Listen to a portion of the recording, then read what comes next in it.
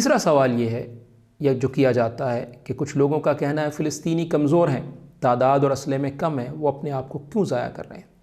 جواب یہ ہے قال الذین یظنون انہم ملاقو اللہ کم من فئۃ قلیلۃ غلبت فئۃ کثیرۃ باذن اللہ واللہ مع الصابرین۔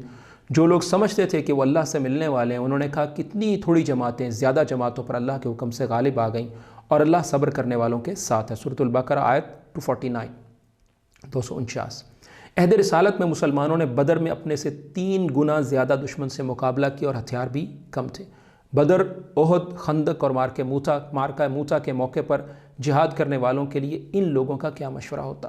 اس دور میں بھی مسلمانوں کے پاس افراد کم تھے، تیر کم تھے، تلواریں کم تھیں، گھوڑے کم تھے۔ ماضی میں جس بھی کمزور اور مظلوم نے طاقتور کے خلاف آزادی کے لیے جنگ لڑی ہے، کیا وہ بھی غلط ٹھہرے گی؟